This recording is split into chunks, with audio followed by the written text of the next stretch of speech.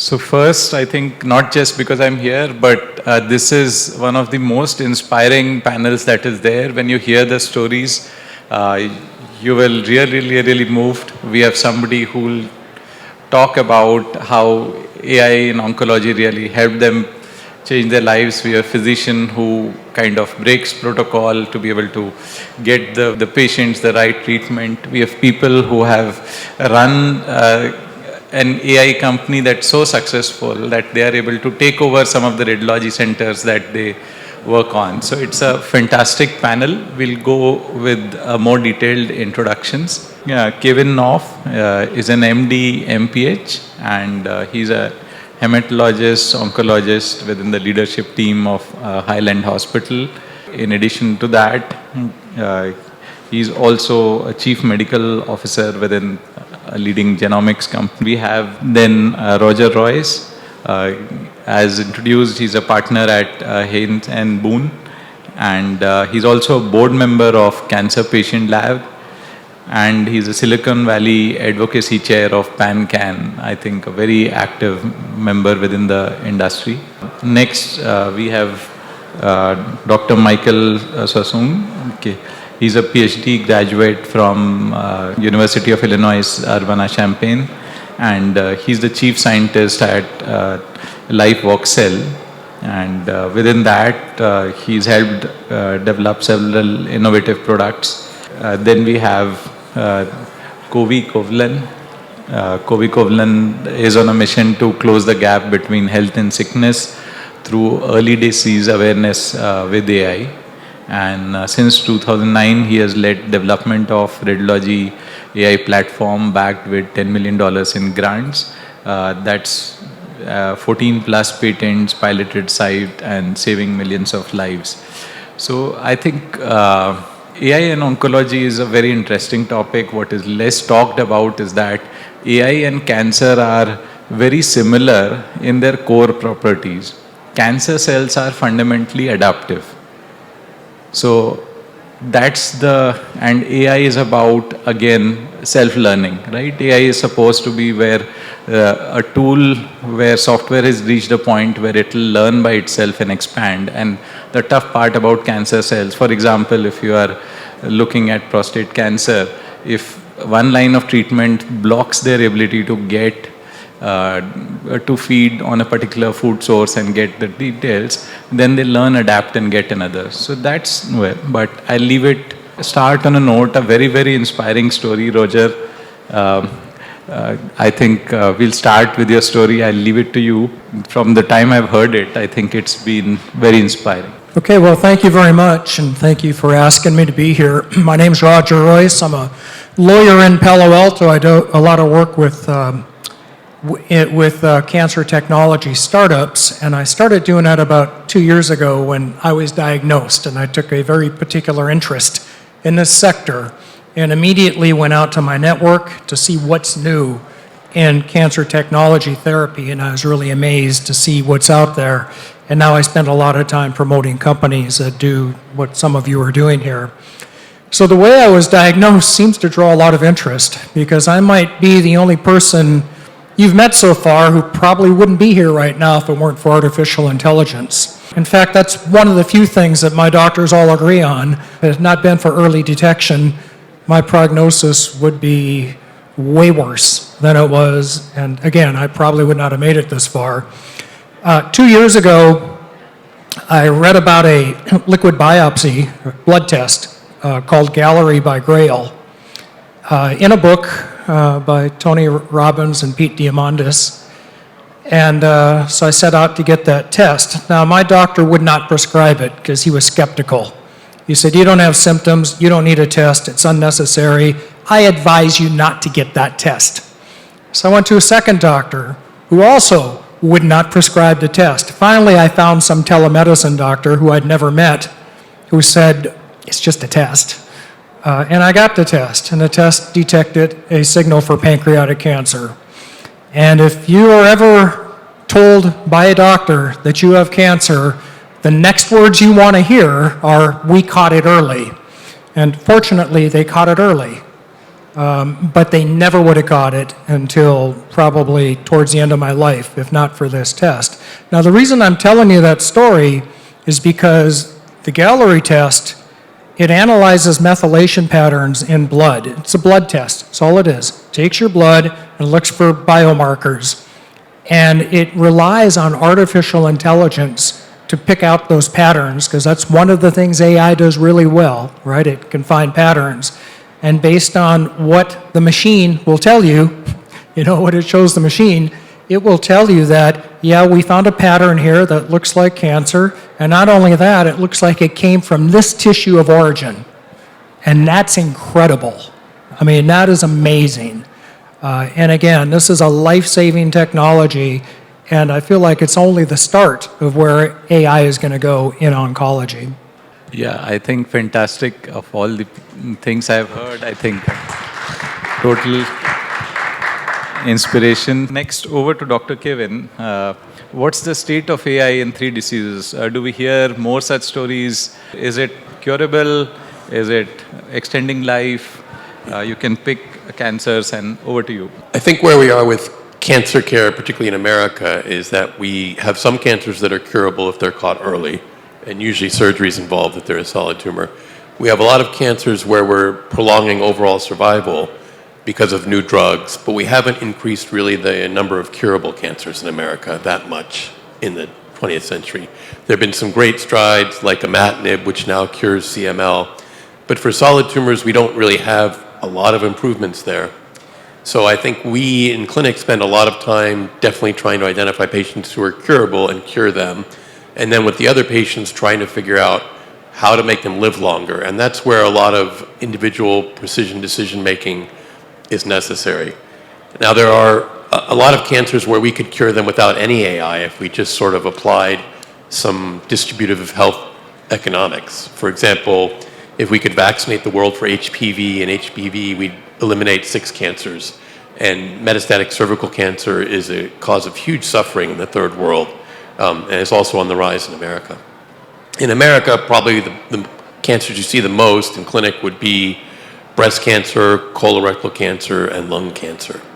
And of 2 of those, a large part are preventable as well with smoking cessation or vaccination. So with breast, colorectal, and lung, we don't always screen people for colorectal cancer, and so that's why some of them are metastatic. So if we pick those cancers up earlier, whether it's by precision oncology tests that revolve around AI, so blood screening in a manner similar to the Gallery test, our cure rate's very high. But if it's metastatic, we're making these patients live longer, but we're not curing patients that often with those cancers. And so in clinic, the question is picking the right therapy. And most of the times it's kind of boilerplate. You follow guidelines. We are looking at trying to get more precise information about these cancers so that we can use certain drugs or certain combinations of drugs. And that becomes a complicated problem biologically because these cancer cells evolve over time and the mutations change over time. So I think that's an area where we really need to have AI at the clinician's disposal to give us guidance regarding how to treat those patients, because now a lot of it is just empirical. I think the biggest strides in AI that are hitting clinic now are probably in diagnostic imaging, which we'll hear a little bit about, and in diagnostic pathology, but not so much in decision support, which is a big interest of mine, and in precision oncology. So there are a lot of tests, including a lot here in Silicon Valley, based around precision oncology and testing and things like that. AI may be embedded there, but it's not yet in the clinic where you can log onto your computer and get some sort of AI-guided recommendation for treatment. And so I hope that that's what happens a lot over the next 5 to 10 years for us. Yeah, so I think Dr. Kevin mentioned about imaging and radiology. So the next question is over to you, Kovey. Okay. So what is the state of AI within radiology? I mean, where are we in terms of within radiology and imaging currently? That's a great question about state of radiology. Well, the state of radiology today is about 30 years, but we're about to change that. Before I really go into that, I really want to give a little background on radiology. So do you guys know that the word patient in Latin means sufferers. And so we go about our lives on day-to-day basis, not knowing when we're going to fall sick. Like we look at ourselves, we think tomorrow will be fine, but what if that day is that you're going to get sick tomorrow? There's a huge gap between health and sickness. And our mission is to kind of close that gap. How do you go about closing this gap? And I think radiology is the place to do it, and I'll try to explain what that means. So out of 350 million people, we have healthcare in the US, and we spend about $5 trillion on that. But if you really look at the number of patients who fall sick every year, that's about 3 years. We're talking about heart attack, diabetic, cancers, spinal injuries, things like that. There's a big, huge equation change between what we see, 350 million and 3 million, but then you spend 5 trillion. So that means each patient, we spend $2.5 million. The balance is not right. And so the question becomes, out of the 350 million people, who is going to go sick next? And we don't know this answer, but radiology gives us an insight into that. Every sick patient have gone through radiology before, during, and after. So radiology is truly the corridor between health and sickness. And so if you insert AI in between there, we can filter out earlier on.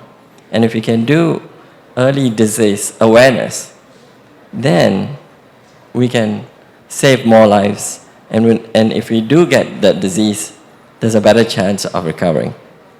And that's why what we've been doing since 2009, I've led a team to build this new AI visual platform for radiology. And it covers an end-to-end spectrum of running a radiology center. And the first thing we did was diagnostic. We tried to help access to these radiologists of these large data set over the internet. So we use things like predictive buffering to access images interactively. And then we started solving some of these workflow issues. Most of the manual things that happens in the systems, we automated using AI-driven processes. That increases 37% in profitability for these centers, that we ended up starting to look and acquiring these radiology centers and then turning them into an AI-powered disease prevention hub. And so talking about the state of the art of radiology, we are on the transformative stage of taking existing radiology center and making it into a hub where disease can be made aware ahead of time before they happen. Yeah, so that's very, very interesting. What he's talking about is that the AI in radiology that they are able to bring in has been so beneficial, they can take over the radiology center and run that. That's really interesting.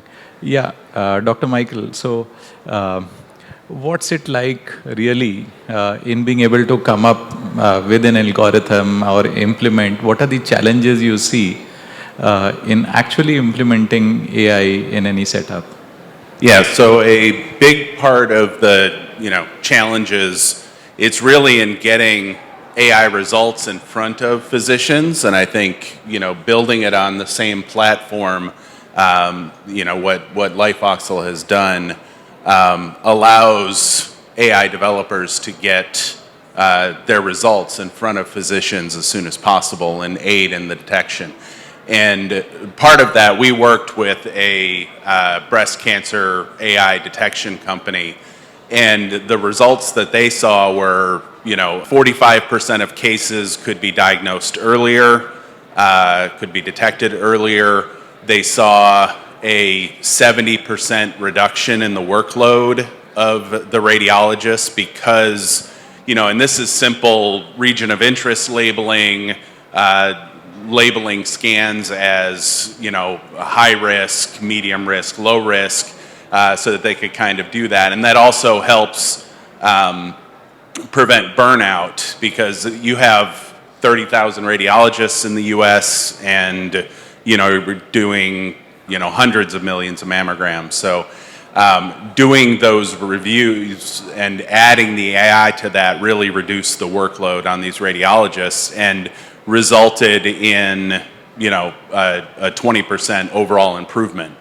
The issues really with that are, where do you find the data? The company that we worked with had a very difficult time finding the data.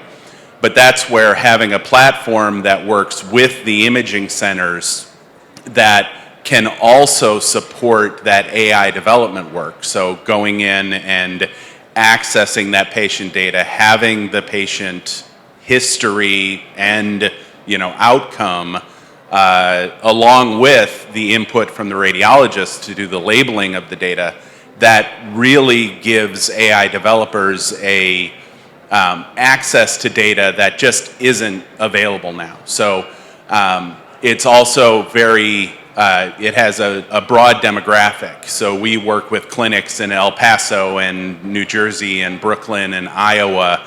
So it's all over the place, all, you know, races, very broad demographics. You can compare results between those demographics. So that's really, you know, our next big push now that we're kind of establishing a presence in the imaging center market.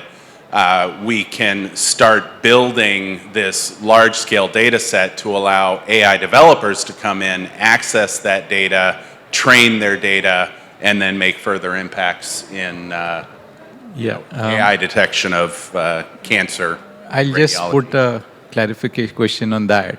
So if you're actually developing, let's say, a model for example, for radiology, for any type of cancer, so what amount of data you need, and how do you decide that the model is good enough or others?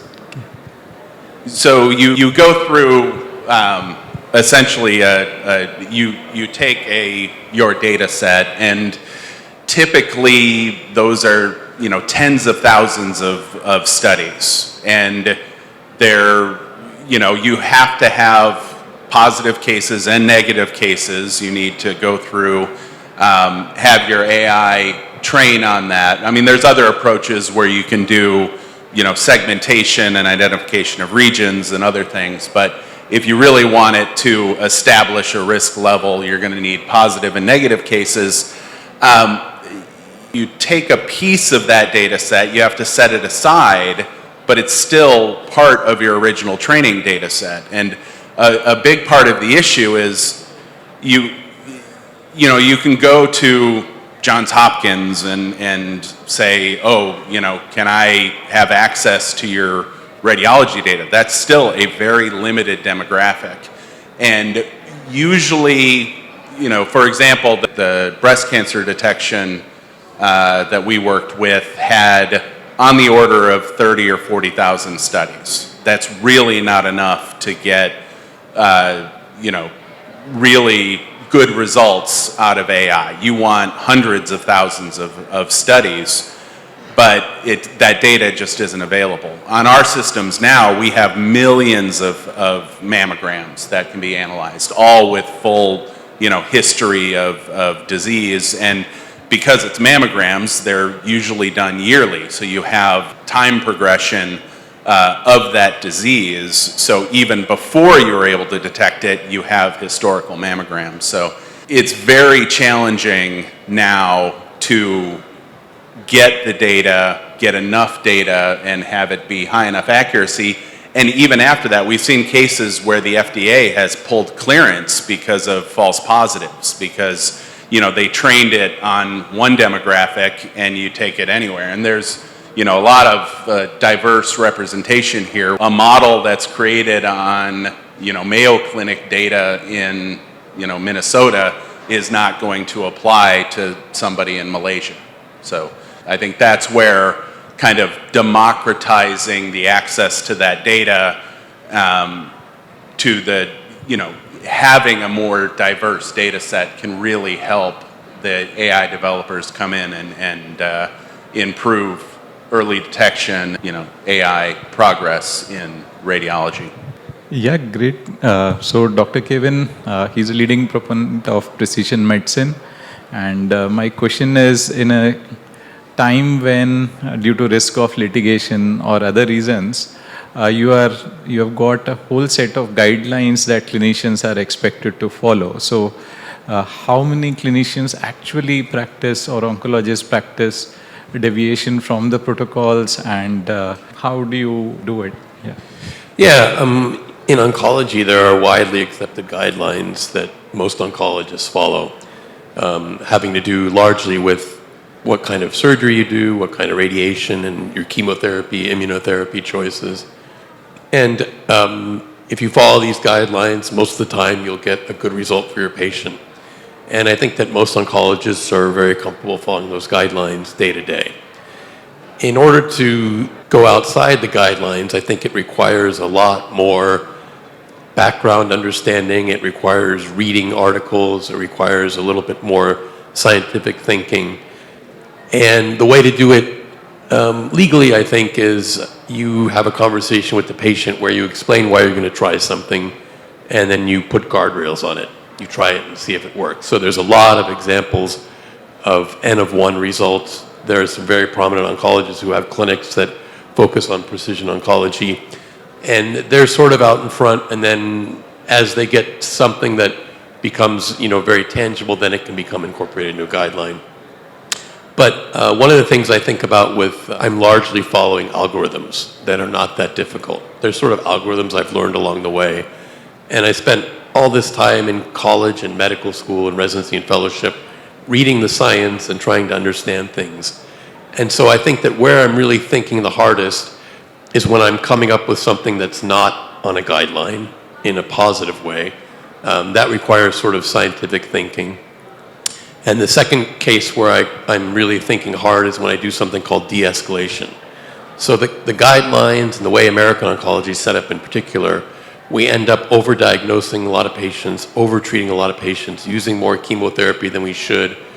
Even with mammography, we diagnose breast cancers that might be very indolent and don't need to have surgery. And these are very complicated and nuanced things.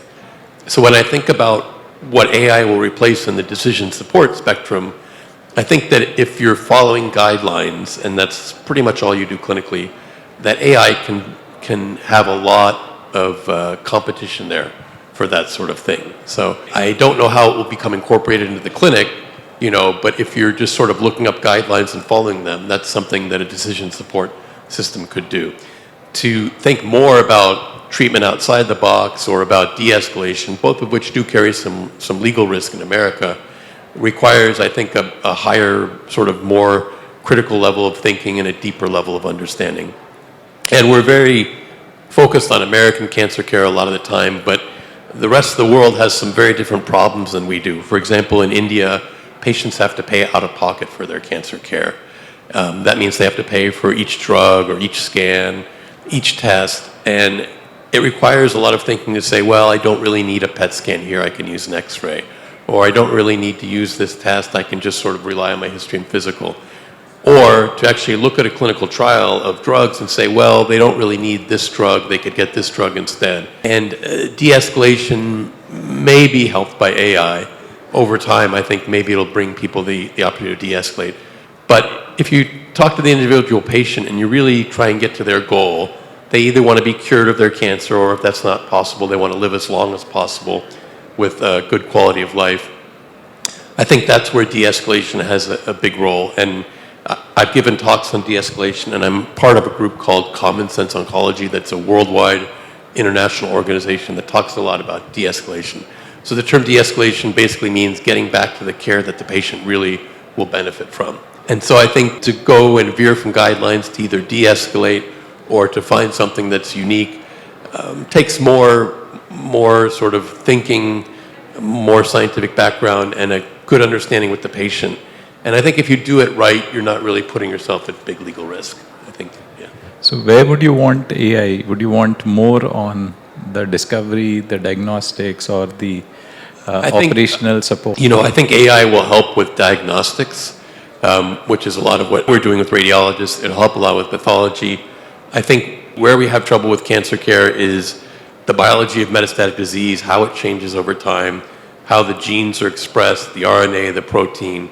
and how we know when chemotherapy drugs are working or not working, how we know when we can de-escalate to 2 drugs, how we could decrease the number of patients getting immunotherapy to only those who are going to respond because PD-1 is not a great inhibitor there. So I think if AI can help us get that data to our fingertips, when we order precision medicine tests, we get 20 pages, and it's very hard to interpret. So I think if we have a way that interpretation of precision oncology data goes through an AI filter and then gets explained to an oncologist or any other physician in a way that they can understand, that will let those results get to more patients and help more patients that way.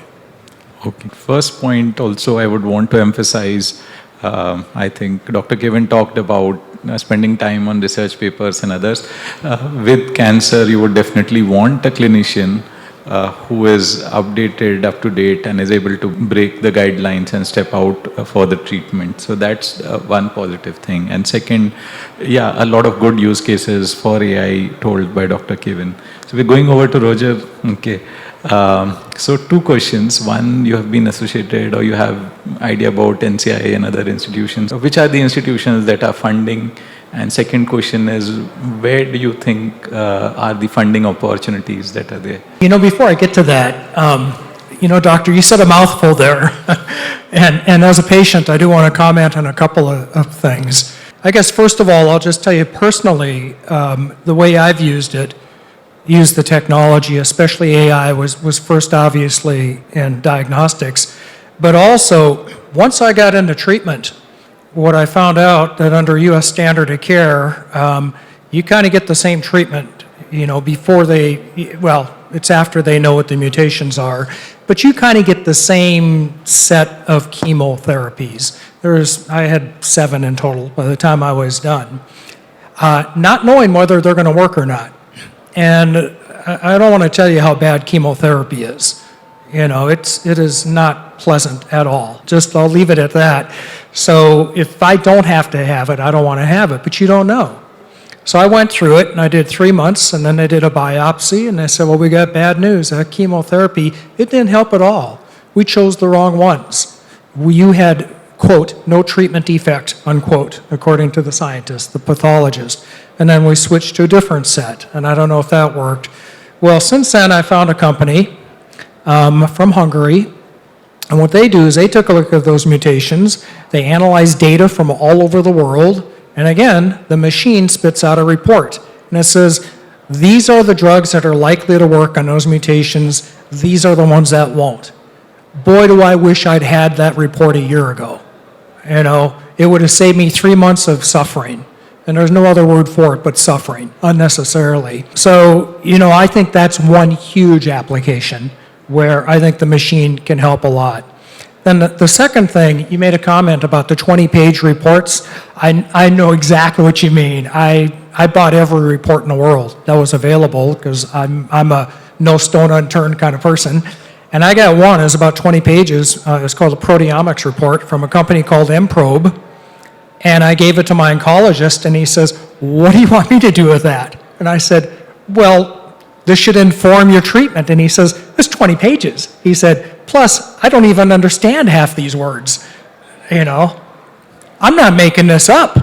So I eventually found a scientist who knew the report very well and said, go back to your oncologist, tell them to turn to page 6, line 20, and read the line that says, this is the mutation, and this is the treatment, and this is the likely success. And I took that back to him, and I sat down with it, and he looked at it, and he said, oh, now I get it. It's like, holy cow, is that really the state of standard of care in the U.S.? I mean, I think a machine could easily make this problem so much easier. So now that's just as a personal matter. Those are a couple things where I saw where I think the machines will help.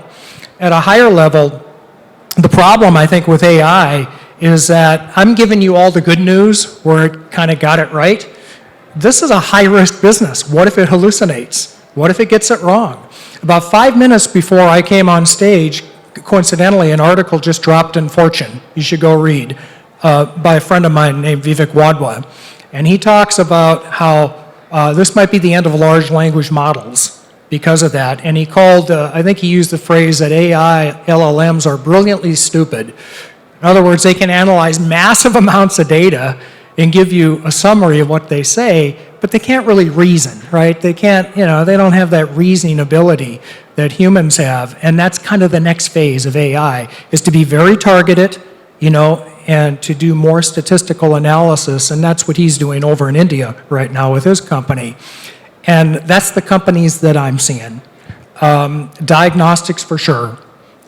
Just massive amounts of data, especially with what you guys are doing, seeing things that no human would, a pattern a human would not pick up. Secondly, drug discovery. I mean, that's what I did. I did both of those, in fact. Which drug will work with it, which mutation? Let's analyze millions of records and find out what's worked. And then, personally, the last one I'll mention is, as a patient, I have used large language models because, this stuff, I don't understand these words. I recognize it as English, and some of those words I understand, but the way they're strung together doesn't make any sense. So you run it through ChatGPT or Copilot, and it comes back with a very good explanation. It works really well for patients. And I'd like to see that get, developed better, so at least we can understand what's going on. And now the second part of your question is, you ask where I'm seeing the money go. Since 2020, I do venture capital. And like I say, as of 2 years ago, I took keen interest in this particular vertical, right? So I've been tracking it. And since 2020, $16 billion has gone into oncology startups. $16 billion. Last year was a little bit down because all of venture capital was down. This year it's back up on the rise. And just in my little office in Palo Alto, I'm seeing a lot more interest in this. I'm seeing money go into this, affinity investors as well as venture capitalists. So I think 2025 is going to be a huge year for oncology technology generally, and for AI and oncology in particular. Great. So I think Roger is saying diagnostics is a space which is possibly getting relatively better in opportunities compared to others. But overall, do you think AI in oncology is a sector that's overfunded, underfunded? It is definitely not overfunded. I will tell you, there's a lot of hype around AI. Everybody, all my clients are tacking AI onto their company name now. It kind of reminds me of the .com phase. I'm not Yogurt Shop anymore, I'm yogurtshop.com. Well, no, I'm Yogurt Shop AI. But investors are smart. They understand whether that AI is helping or not. So I think valuations were just off the charts for AI companies for a while.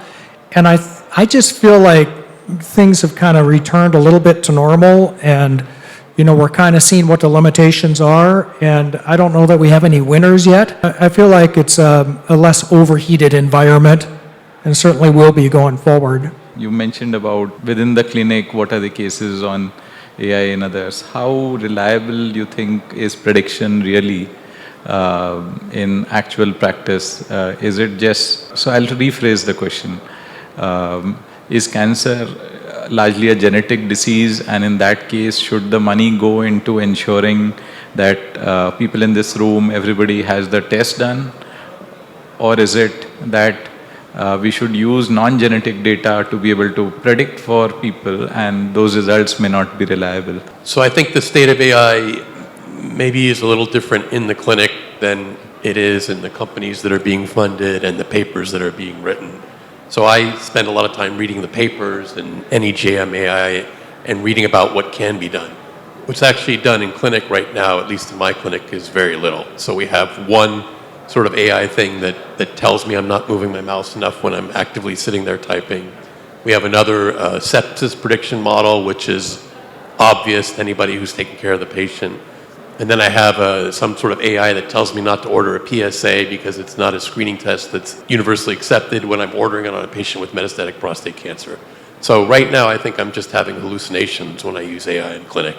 I think, some cutting edge places like Mayo Clinic or Johns Hopkins or the City of Hope Cancer Center, they may be putting AI into their clinical platforms in a way that are actually helping the physicians.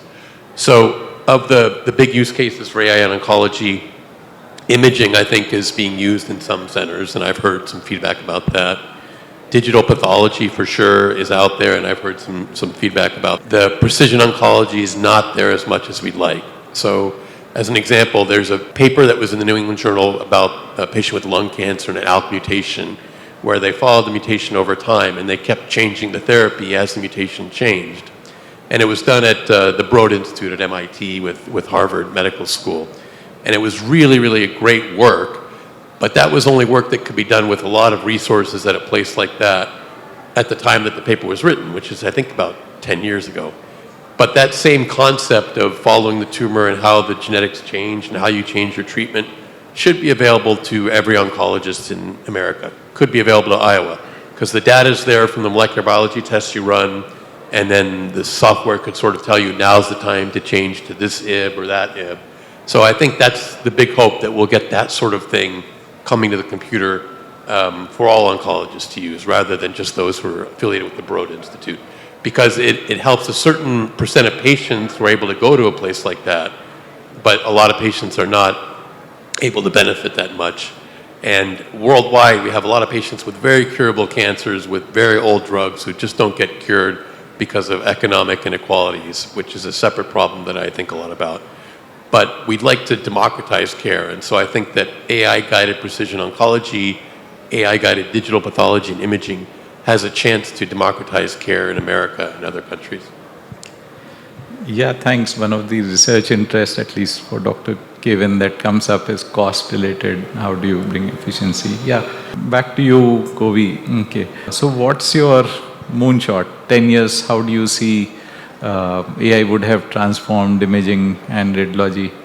I would like to see it in 5 years, because 10 years is a pretty long time, and I think we are on the precipice of using AI to assist us. And I would say that as AI is really a solution to big data. We're gathering data on a day-to-day basis, but in order for that data to be really effective, AI is helping condense it, and so that you can use it in the context that you're using. So in the case of radiology, whether it's a radiologist who's trying to diagnose a case and so forth. In our lives, we have Credit Karma app. We know what our financial score is. But when it comes to health, we have no idea. Like, are we doing good? Are we going to be sick tomorrow? And so we are acquiring these underperforming radiology centers and turning them into a AI-powered disease prevention hub. And what we're doing is we're handing out apps to the people who come and visit the centers and to start tracking their health. So we would first, when they come to us, we have a full medical record. And then we take a scan. This is the first time they're looking into their body. I call it the inside selfie. But from there on, like Roger was saying, all these reports and records, what do they mean? I have no idea.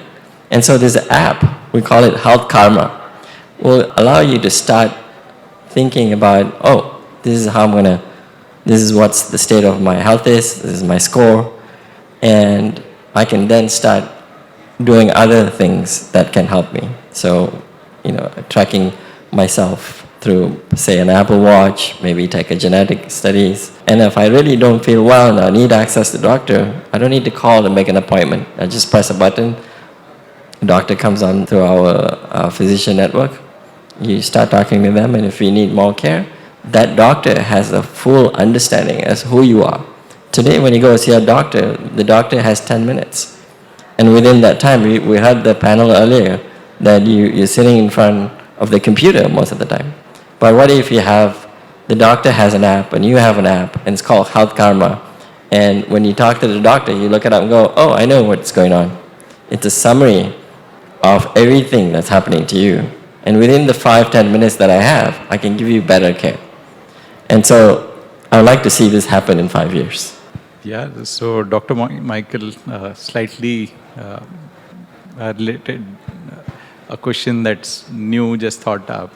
You have models that are there from Google, you have from Amazon, you've got Microsoft and all of them. So in terms of AI in oncology, any experience, or would you like to say which of them is something that you think is better for oncology? As far as the available large language models, Yes. which one do I think? I don't think I should or could pick a favorite. It really will come down to which models can be tuned better because they're so generally trained. I think it will be required to kind of tune those models to, on one hand, to deliver accurate information and be able to verify that that information is accurate, but then also to, we don't want those language models to be, giving bad advice. So it really is, it's not about telling, the patient what needs to be done. It's about helping the patient go find the help that they should get. I don't think there's a big difference between the, available large language models, but I think it'll really come down to which one is a more open system that can be, tuned to better serve that patient communication goal. I do want to add to that. No, I always say it's not early disease detection. It's really about early disease awareness. AI is here not to predict or detect. This is a very misconstrued concept. What it's really doing is taking all the data that we have, that we are collecting on a day-to-day basis, and making it aware in the context that it needs to be made aware in a timely, efficient manner. I'll just extend that question. When, as patients, we tend to go to Google, okay, and I think a lot of times for a lot of diseases when we search, there's always a question about whether that is a accurate or good enough guidelines. So Roger, you have gone through, I'm sure, tons of searches for information, symptoms, and solutions. How good is Google or GPT, or how they are becoming in terms of being able to give a reasonable 80% or some pass mark of being able to give fair guidance? Obviously patients are out there using Google as soon as they get their diagnosis to start educating themselves, and they are using large language models. And I think, for many things it's going to give pretty accurate information for things that have clear guidelines around it. So you can also get, unfortunately for patients, freaked out about things that you read on Google that may not apply to you. And so that's where a healthcare physician or other provider can actually put some reality behind that, because things always look worse on the internet. Even for myself, if I do a Google search, my mind goes to the worst possible thing. And large language models, there's a paper in Nature I still haven't read, but implying that because they're training themselves on data sets that are limited, that at some point they won't be able to generate more interesting hypotheses. And for myself and my own knowledge, I'm trying to understand how AI works at a technical level. And a book by Judea Pearl out of UCLA about causality and inference, I think, gets at the next phase for AI. He talks about the 3 pillars of knowledge on the ladder. And I think patients place a lot of faith in ChatGPT and Google searches, and sometimes can be fooled or given the wrong information because of this limitation we have now with AI. So things will be better, but there are some problems now with relying on these things. So I think a lot of the oncologist's job may be to sort of reset frames about things that patients have read about coming in from Google. I know I have to spend some time saying, well, this would apply if X was true or Y was true, but you have Z going on here, because you're only getting part of the picture that way. Yeah, any last words? We are ending it, Roger. We started with you. So any moonshots, anything either of you would want to say? I think that the future is very bright. I think one of the problems in American healthcare that we're facing now, if you read the newspapers, is the rising costs and the rising inequities around American healthcare. So if you're in the right place at the right time with the right doctors, I think you get great outcomes, but I think we're leaving a lot of the population behind in America. And I'm hoping that AI and computerization will improve that. And then even more so outside of America and third world countries, low middle income countries, we're leaving a lot of cancer patients behind who could have very good care for not much money. So there is a maldistribution of how these things go around. So I do hope that a rising tide will lift all boats. But that requires not just AI and computation, but a lot of socio-political, economic thinking behind it that may not actually be at the result of AI. But, you know, overall, I've been in oncology now practicing for 25 years, and we've seen some patients be cured that wouldn't have been cured 25 years ago for sure. We've seen dramatic improvements, even with immunotherapy and metastatic melanoma, if you look at Jimmy Carter. And we definitely see patients doing a lot better each year. You know, patients surprise me with how long they're living. And then it becomes a lot of thinking about prolongation of survival versus quality of life. And that's where I think we have a lot of over-treatment, and we could de-escalate to make things better for patients. So that's another good use case for AI. How this gets adopted, I don't yet know. I think there's a lot of unknowns here, and there's some fear by physicians about this as well. We're going to talk more about personalized medicine later today, but I'll just leave with one thing. According to the American Cancer Society, the rate of pancreatic cancer, which is what I was diagnosed with, has doubled in the last 20 years. So we're talking a lot about AI for treatment. I'm kind of wondering about prevention. And I've heard a lot of theories as to why that might be true, but I don't think anybody, it could be environmental, it could be food, it could be high fructose corn syrup, I don't know. I think a machine might be able to get us to the answer to that question, and that's going to do a lot towards both democratizing healthcare and bringing the cost down. Okay, great. So I think for AI, just like in this panel, you need multidisciplinary team. You need insights from patients who have gone through it. You have clinicians who are doing research. You need people, the right tech to be able to detect early and to be able to bring efficiency in the operations. So thanks, everybody.